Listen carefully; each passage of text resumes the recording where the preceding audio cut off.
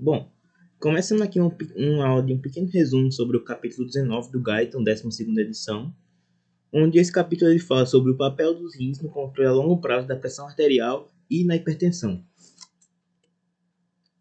Quando a gente está estudando fisiologia, a gente tem que sempre saber pelo menos o básico da anatomia daquilo que está sendo estudado. Então, aqui nessa que a gente consegue ver uma imagem do sistema urinário como um todo, que ele é composto por dois rins, dois uréteres, a bexiga e a uretra, onde o rim vai ser o responsável pela produção da urina, o uréter vai ser responsável por transportar a urina até a bexiga, que serve como armazenamento, e a gente tem a uretra, que ela vai expelir a urina até o ambiente exterior.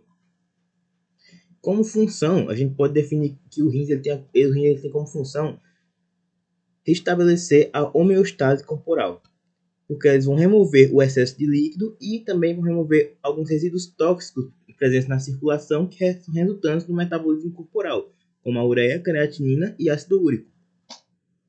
Eles estão situados retroperitonealmente, ou seja, estão situados atrás do peritônio, na parede abdominal posterior, sendo o rim direito localizado 1 a 2 centímetros abaixo do esquerdo.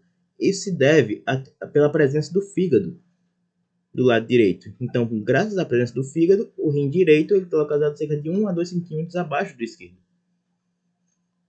Aqui a gente tem um corte frontal do rim, e a gente pode observar essa parte mais rosada aqui como sendo o córtex renal. E dentro do córtex renal a gente vai ter algumas estruturas, que são, por exemplo, aqui as pirâmides. E entre duas pirâmides a gente sempre vai ter uma coisa chamada coluna renal, que são pirâmides renais, e entre duas pirâmides vai ter a coluna renal. A urina ela vai passar daqui das pirâmides renais, vai passar pelos cálices menores, que são essas outras estruturas aqui, e a junção dos cálices menores vai se unir e formar os cálices maiores. Esses cálices maiores vão formar a pelve renal. A pelve renal que já tem ligação direta com o uréter, que já vai descer até a bexiga e fazer a excreção. Bom, alguns conceitos básicos que a gente tem que levar em consideração. O sistema nervoso ele controla a curto prazo a pressão arterial. Esse controle a curto prazo a gente pode ser visto no capítulo 18 do Guyton. E os rins, como a gente vai ver nesse capítulo, eles fazem o controle a longo prazo da pressão arterial. Diurese, secreção de urina, e natriurese, excreção de sódio pela urina.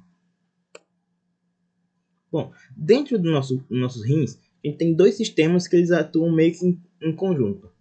São o sistema renal, líquidos corporais, que é o sistema que a gente vai ver agora, e o sistema renina, angiotensina, aldosterona. O primeiro sistema, que é o sistema renal, líquidos corporais, ele diz assim, que quanto maior a quantidade de líquido extracelular, maior o aumento do volume sanguíneo e, por consequência, o aumento da pressão. E o aumento da pressão arterial vai gerar maior excreção por parte dos rins. Ou seja, são conceitos bem simples. Se aumentar o volume sanguíneo, devido ao excesso de líquidos, vai aumentar a pressão. E se aumentar a pressão, vai gerar maior excreção por parte dos rins. Se diminui o volume sanguíneo, diminui a pressão e os rins vão secretar menos líquido. Esse gráfico aqui, ele mostra basicamente isso. Mostra que quanto menor é a pressão, menor vai ser o nível de diurese. Ou seja, quanto menor a pressão, menos água os rins vão excretar. Esse outro gráfico aqui, ele mostra o resultado de um experimento. Um experimento foi feito com um cachorro, onde foram adicionados mais 400 ml de líquido de sangue dentro do corpo do cachorro. Aqui, a gente vê o débito cardíaco. Quando a gente pensa em débito, é sempre lembrado sobre débito de conta bancária. Que se eu falo de débito de conta bancária, eu falo de quanto dinheiro está saindo. Se eu estou falando de débito cardíaco, eu estou falando de quanto sangue está saindo. Então a gente vê aqui que o débito cardíaco estava normal. Quando foi adicionado mais 400 ml de sangue, ou seja, mais sangue dentro do corpo, o débito cardíaco aumentou, ou seja, começou a bombear mais sangue no coração. Aí, por consequência, por estar bombeando mais sangue, a pressão arterial subiu. E como já foi visto anteriormente, se a pressão arterial subir, a gente vai ter o maior débito urinário, como é mostrado nesse segundo gráfico aqui. Então, foi adicionado sangue, o débito cardíaco aumentou, mais sangue sendo bombeado.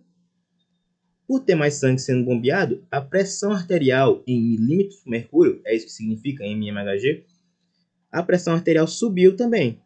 Quando a pressão arterial sobe, a gente tem maior débito urinário. O rim começa a excretar mais líquido.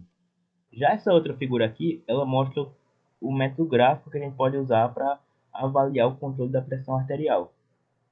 Aqui ele é feito através de duas linhas. Essa linha vermelha, que significa o débito renal de água e sal, como diz aqui, e essa outra linha aqui, que significa a ingestão de sal e água. Para nossa pressão arterial ela tá em equilíbrio, essa quantidade de ingestão e a quantidade de débito elas têm que ser iguais. E quando essas duas linhas se cruzam aqui no gráfico, a gente tem esse negócio aqui chamado ponto de equilíbrio. Então vamos supor, se a minha pressão ela sobe para 150 milímetros de mercúrio, de acordo com o gráfico aqui, meu débito de água ele vai subir para mais ou menos 3 vezes do normal.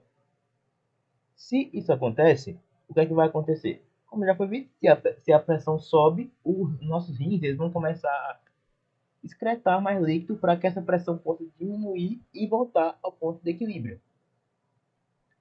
E vamos supor que a minha pressão caia até 50 milímetros de mercúrio. Ela vai estar abaixo do normal, como é visto aqui. Se ela está abaixo do normal, o nosso corpo vai começar a manter mais líquido para poder organizar essa pressão e para voltar ao seu equilíbrio. Isso se dá a resposta por feedback quase infinito, ou seja, essa resposta por feedback é isso. Se a pressão está alta, vai ter que abaixar para atingir um ponto de equilíbrio. Se a pressão está baixa, vai ter que aumentar para atingir o ponto de equilíbrio novamente. E quais são os dois determinantes da pressão arterial a longo prazo? É o grau de desvio na pressão da curva do débito renal e o nível de ingestão de água e sal. Como já foi falado, essas duas curvas aqui, essa curva e essa linha, elas vão ter que estar em um mesmo nível para conseguir atingir esse ponto de equilíbrio. E quem é o responsável por atingir esse ponto de equilíbrio, nesse caso, são os rins. Porque, relembrando, o conceito mais básico que a gente tem desse sistema. Se a pressão subiu, os nossos rins vão ter que excretar mais água para atingir o ponto de equilíbrio da pressão, para restabelecer a homeostase corporal. Se a pressão está baixa, nossos rins vão ter que parar de expelir líquido para poder regularizar a pressão novamente, para atingir o ponto de equilíbrio e novamente a homeostase do corpo. Aqui, esse esqueminha que é mostrado no próprio livro, que é só repetindo o que já foi falado. Se aumentar o volume do líquido extracelular, vai aumentar o volume sanguíneo. Se aumenta o volume sanguíneo, vai aumentar a pressão média de enchimento circulatório, ou seja, vai ter mais sangue passando nas veias e nas artérias. Se tem mais sangue, vai aumentar o retorno venoso do sangue para o coração. E se está chegando mais sangue no coração, o coração tem que bombear mais. Se está bombeando mais, está aumentando o débito cardíaco. Se aumenta o débito cardíaco, aumenta a pressão arterial e, por consequência, como já foi falado, se aumenta a pressão arterial, o débito urinário, ou seja, a excreção, vai aumentar também. Agora falando sobre o outro sistema que atua nos nossos rins na regulação da pressão arterial, esse sistema é conhecido como sistema renina-angiotensina-aldosterona.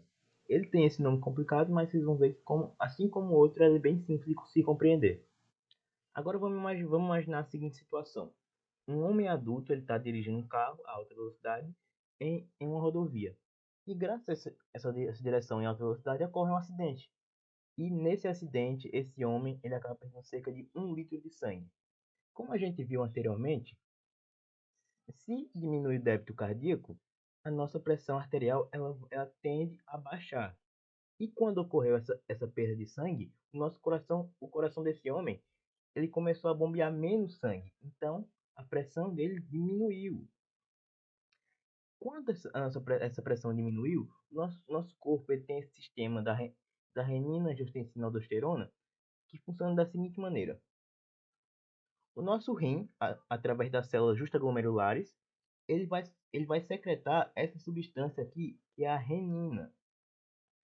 Essa renina ela vai viajar pelo sangue procurando uma proteína conhecida como angiotensinogênio, que é produzida no fígado. Ela vai fazer uma reação com esse angiotensinogênio, que é conhecida como clivagem. O que é a clivagem? Ela vai pegar esse angiotensinogênio e vai converter ele para uma substância menor. E essa substância menor que ela vai converter é a angiotensina 1. Essa angiotensina 1 ela é conhecida como uma substância vasoconstrictora. Ela vai vasoconstruir os nossos vasos. Ou seja, ela vai aumentar o que? A nossa resistência periférica total. Aumentando, se aumenta a resistência periférica total, vai aumentar a pressão arterial, que é o que a gente quer, porque a nossa pressão baixou com a perda de sangue.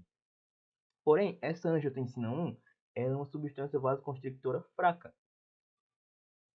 Ela vai aumentar coisa de 1, 2, 3 milímetros de mercúrio na pressão arterial. Nada que seja realmente significativo nesse caso.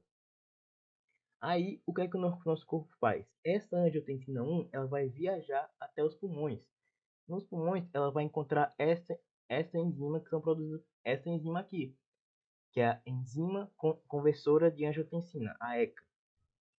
E como o próprio nome já diz, ela é uma enzima conversora de angiotensina. Ela vai converter a angiotensina.